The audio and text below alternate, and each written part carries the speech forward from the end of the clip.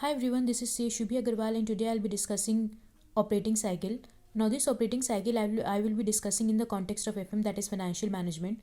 Now operating cycle may be defined as the time starting from the procurement of goods or raw material and ending with the sales realization. The length and the nature of operating cycle may differ from one firm to another depending upon the size and nature of the firm. Now, operating cycle is defined as the time starting from the procurement of the goods or raw material. From the procurement of the goods and raw material, it starts and it ends with the sales realization. Now, in case of trading concern, the series of activities starting from the procurement of goods and ending with the realization of the sales revenue. So it starts from the procurement of goods and end with the sales realization in the form of cash sales or realization of debtors in case of credit sales. And in manufacturing concern, series start with the procurement of raw materials and not the finished goods. Here it is raw material and ending with the realization of finished goods.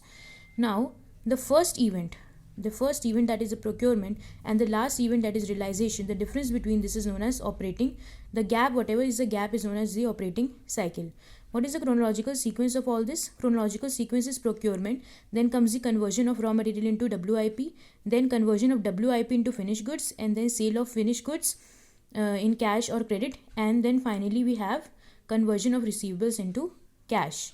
Thank you so much for watching. Please do like and subscribe to my channel. Thank you.